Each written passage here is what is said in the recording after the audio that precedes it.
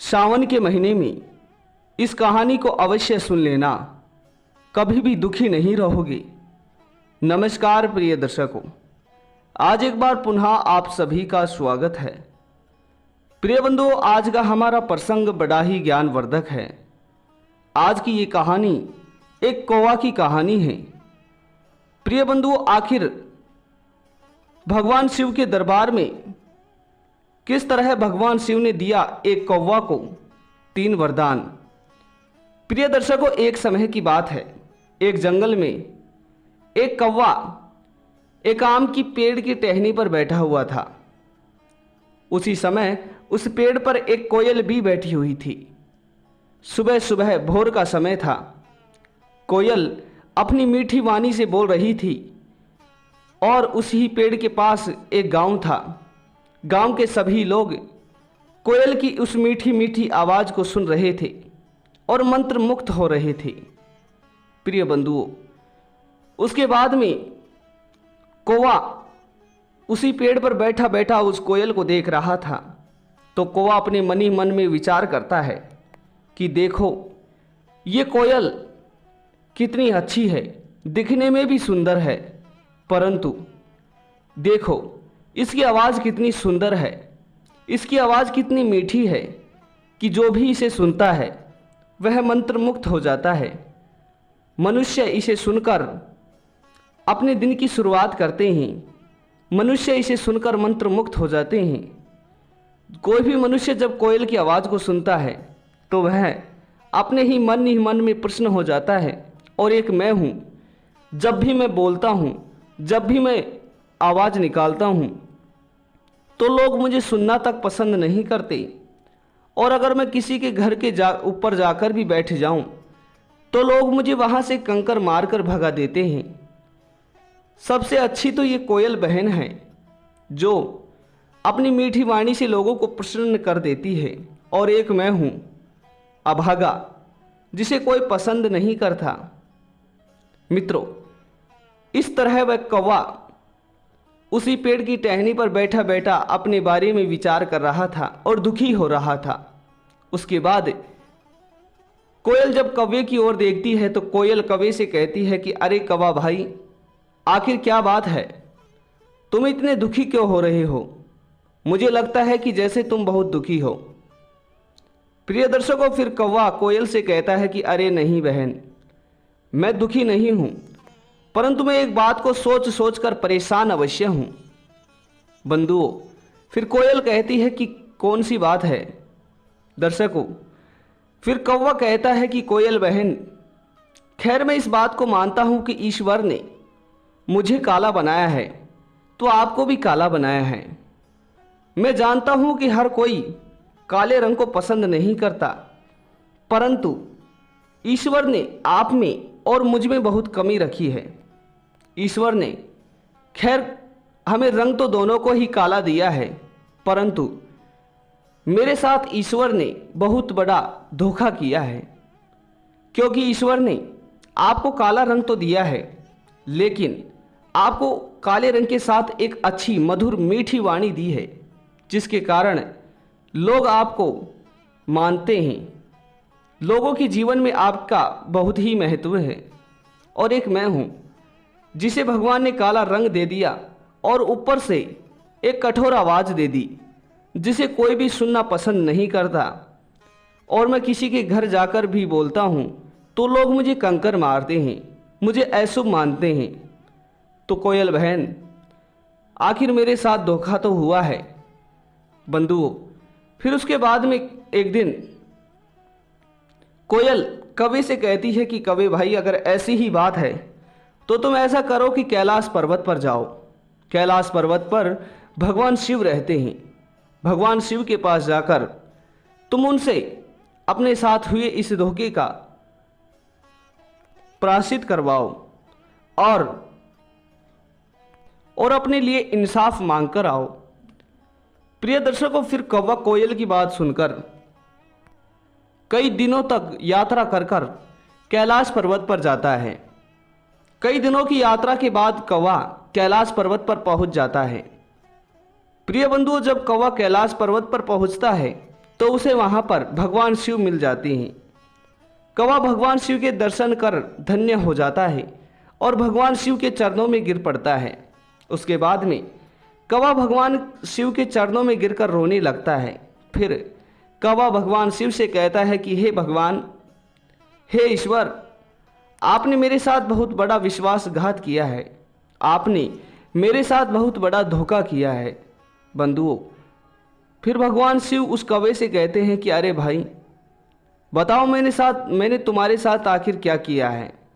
तो बंधुओं, फिर कौवा कहता है कि ईश्वर, आपने सभी को कुछ ना कुछ अच्छा दिया है, सभी जानवरों को अच्छा शरीर दिया है और उसी के साथ ही एक अच्छी खूबी भी दी है, परंतु आपने एक तो मुझे रंग काला दे दिया, दूसरी बात आपने मुझे ऊपर से एक कठोर और दृढ़ आवाज़ दे दी, जिसके कारण लोग मुझे पसंद नहीं करते, लोग मुझे देखकर पत्थर मारते हैं। तो बंधुओं, फिर भगवान शिव कहते हैं कि अरे कौवा, अगर तुम अपने रंग और अपनी आवाज़ से इतने ही दुखी हो तो बताओ तुम्हें क्या बनना है, तुम जो चाहोगे मैं तुम्हें वही बना दूंगा। बंधुओं, फिर कौवा कहता है कि हे शिव, हे ईश्वर, आप ऐसा करो, आप मुझे बतख बना दो। बतख का जीवन बहुत अच्छा होता है, बहुत सुंदर होता है। एक तो उसका रंग सुंदर होता है, बिल्कुल सफ़ेद, दूसरी बात कि उसका जीवन बहुत ही मधुर और आनंद होता है। सारे दिन जल में तैरते रहो, जीवन के मज़े लेते रहो। दर्शकों, फिर भगवान शिव कौवे की बात को सुनकर कौवे से कहता है कि अरे कौवा, कहते हैं कि खुद का जीवन खुद को अच्छा नहीं लगता है, मुझे लगता है कि एक बार तुम बतख के पास जाओ और उससे पूछकर आओ कि क्या उसका जीवन अच्छा है। तो दर्शकों, फिर भगवान शिव की बात सुनकर कौवा एक बतख के पास जाता है। बतख से कहता है कि हे बतख भाई, क्या तुम अपने जीवन से खुश हो। दर्शकों, फिर कौवे की बात सुनकर बतख कौवे से कहता है कि अरे कौवा भाई, कैसी बात कर रहे हो, भला मेरा जीवन भी कोई जीवन है, सारे दिन इस पानी में तैरते रहो और लोग दूर दूर से आकर मेरी तस्वीरें खींचते हैं, छाया चित्र लेते हैं, और उस छाया चित्र में मैं तो कहीं दिखाई देता ही नहीं हूँ, क्योंकि मेरा एक तो रंग इतना गोरा है, इतना सफ़ेद है कि मैं धूप से ही नहीं दिखता हूँ, और दूसरा मेरा जो रंग है ये बिल्कुल अशुभ रंग है। कहते हैं कि हिंदू धर्म में जो विधवा महिला होती हैं वे सफ़ेद वस्त्र का धारण करती हैं। ठीक इसी प्रकार हिंदू धर्म में सफ़ेद वस्त्र को, सफ़ेद रंग को अशुभ माना जाता है। और इसी तरह कौवे भाई, मेरा रंग तो सफ़ेद है, इसलिए लोग मुझे अशुभ ही मानते हैं, कोई मुझे अपने घर में रखना तक पसंद नहीं करता। दर्शकों, फिर बतख की बात सुनकर कौवा भगवान शिव के पास वापस लौट कर आ जाता है। फिर भगवान शिव से कौवा कहता है कि भगवान शिव, हे ईश्वर, आप ऐसा कीजिए, आप मुझे तोता बना दीजिए।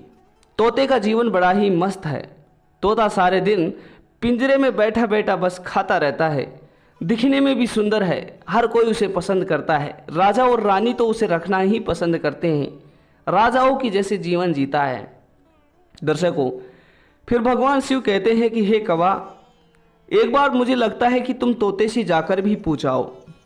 दर्शकों, फिर भगवान शिव की बात सुनकर वह कौवा तोते के पास जाता है। तोते के पास जाकर जब कौवा पहुंचता है तो एक वन में तोते तो कई सारे होते हैं, लेकिन उस कौवे को तोते कहीं दिखाई नहीं देते हैं। आवाज़ें भी आती हैं क्योंकि तोतों का रंग हरा था और वहाँ पर जो पेड़ पौधे थे वे भी सब हरे ही थे, और हरे पेड़ पौधे, हरे तोते, उन दोनों में कहीं फ़र्क नज़र नहीं आ रहा था। इस वजह से कड़ी मेहनत के बाद उस कौवे को एक तोता मिलता है। फिर तोते से कौवा कहता है कि हे तोते भाई, तुम दिखने में बहुत सुंदर हो, तुम्हारी आवाज़ भी बहुत मधुर है और लोग तुम्हें पसंद भी करते हैं, क्या तुम अपने जीवन में खुश हो। दर्शकों, फिर कौवे की बात सुनकर तोता कहता है कि अरे कौवे भाई, कैसी बात कर रहे हो, या आप कैसी मूर्खताजनक बात कर रहे हो। भला मेरा जीवन भी कोई जीवन है, भला मेरे जीवन में भी कोई सुख नाम की चीज़ है। लोग मुझे ले जाते हैं, और ले जाकर पिंजरे में कैद कर देते हैं और उसी पिंजरे में मेरा पूरा जीवन खत्म हो जाता है। भला ऐसा भी कोई जीवन है जो कैद में जिया जाए? इसलिए हे कौवा भाई, मैं अपने जीवन से बिल्कुल दुखी हूँ। दर्शकों, फिर तोते की बात सुनकर कौवा भगवान शिव के पास वापस लौट जाता है। भगवान शिव के पास जाकर कौवा भगवान शिव से कहता है कि हे ईश्वर, आप ऐसा कीजिए, आप मुझे मोर बना दीजिए, क्योंकि मोर तो सतरंगी होता है, उसमें तो सभी रंग होते हैं और वो तो राष्ट्र पशु पक्षी भी है। लोग उसे बहुत पसंद करते हैं।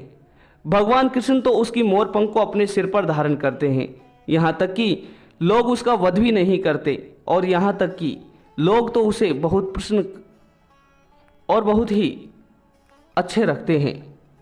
दर्शकों, फिर भगवान शिव कौवे से कहते हैं कि ठीक है, मैं तुम्हें मोर बना देता हूँ, परंतु मुझे लगता है कि एक बार तुम मोर के पास जाकर भी पूछ कर आओ कि क्या वो अपने जीवन में सुख है या दुखी है।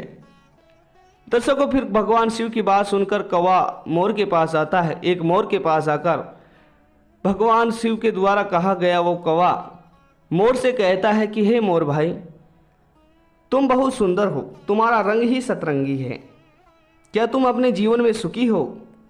दर्शकों, फिर कौवे की बात सुनकर मोर कहता है कि अरे कौवा भाई, कैसी बात कर रहे हो? भला हमारा जीवन भी कोई जीवन है? हमारा जीवन तो सबसे नरकदायक जीवन है। लोग तो हमें राष्ट्र पक्षी कहते हैं, परंतु कहते हैं कि लोग हमारा वध नहीं करते, परंतु लोग दिन में तो हमें मोर नाच नचाते हैं और जैसे ही रात्रि होती है तो लोग हमारे पंखों को उखाड़कर उन्हें बेच देते हैं। लोग हमें जीते जी मार देते हैं।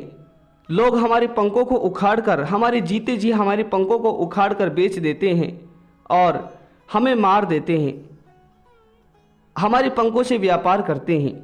भला हमारा जीवन भी कोई जीवन है? दर्शकों, फिर मोर कौवे से कहता है कि कौवा भाई, आखिर क्या बात है, आप ऐसा क्यों पूछ रहे हो? दर्शकों, फिर भगवान शिव के द्वारा भेजा गया कौवा मोर से कहता है कि मोर भाई, मैं अपने जीवन से बहुत दुखी हूँ, क्योंकि एक तो मेरा रंग काला, दूसरी मेरी आवाज़ भी बहुत कठोर और दृढ़ है, जिससे लोग मुझे पसंद नहीं करते। जिसके भी घर, जिसके भी पास में जाता हूँ तो लोग मुझे दूर भगाते हैं, लोग मुझे पत्थर की मारते हैं, इसलिए मैं बहुत दुखी हूँ। दर्शकों, फिर कौवे की बात सुनकर मोर बहुत हंसने लगता है। मोर कौवे से कहता है कि अरे मोर भाई, मैंने कभी तुम्हारे जैसा मूर्ख नहीं देखा, क्योंकि उल्टा सबसे अच्छा जीवन और सबसे सुखी जीवन तो तुम्हारा है।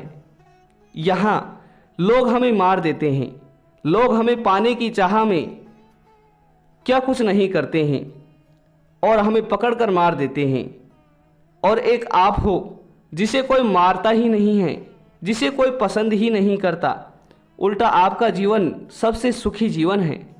कभी आपकी मृत्यु नहीं होगी और आप हमेशा सुरक्षित रहोगे। भला ऐसा जीवन भी किसी को मिलता है? इसलिए हे कौवा भाई, जो आपके पास है वो अच्छा है। दर्शकों, फिर मोर की बात सुनकर कौवा भगवान शिव के पास पहुंच जाता है।